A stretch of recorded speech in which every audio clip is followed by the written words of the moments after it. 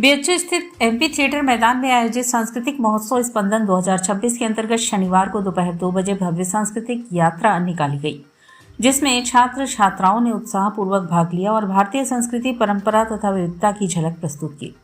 कार्यक्रम के मुख्य अतिथि के रूप में पद्मश्री सम्मान से अलंकृत सुप्रसिद्ध लोक गायिका मालिनी अवस्थी उपस्थित रहीं। उन्होंने दीप प्रज्वलन कर कार्यक्रम का शुभारंभ किया तथा प्रतिभागियों को शुभकामनाएं दी।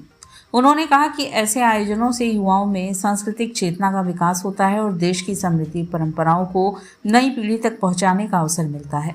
शोभा यात्रा एमपी थिएटर मैदान से प्रारंभ होकर परिसर के विभिन्न मार्गों से होते हुए पुनः मैदान में समाप्त हुई।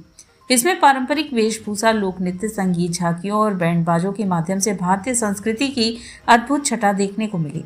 विद्यार्थियों ने विभिन्न राज्यों की लोक संस्कृति का मनमोहक प्रदर्शन कर दर्शकों का दिल जीत लिया। इस अवसर पर विश्वविद्यालय के अनेक प्राध्यापक, शोधार्थी, छात्र छात्राएं तथा बड़ी संख्या में सांस्कृतिक प्रेमी उपस्थित रहे।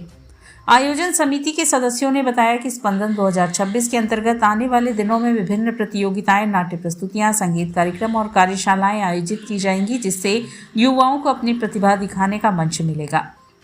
कार्यक्रम का समापन राष्ट्रगीत के साथ हुआ तथा आयोजन में सभी अतिथियों और प्रतिभागियों का आभार व्यक्त किया।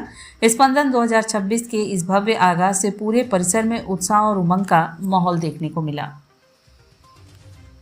2026 के स्पंदन का मैं लीडर हूं और हमारे 5 दिन का यह कार्यक्रम है स्पंदन का। आज उसका पहला दिन है। अभी आप जैसे देख रहे होंगे कि हम लोग यहाँ से फैकल्टी ऑफ कॉमर्स से प्रोसेशन आगे ले जा करके एमपी थिएटर की तरफ जा रहे हैं और आज इसका पहला दिन है।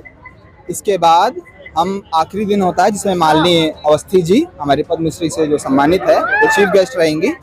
काफ़ी धन्यवाद। सारे छात्र और बनारस के लोगों से अनुरोध है अधिक संख्या में आकर हमारा उत्साहवर्धन करें। धन्यवाद। ये बीएचयू का स्पंदन इवेंट है जो inter faculty youth university fest है।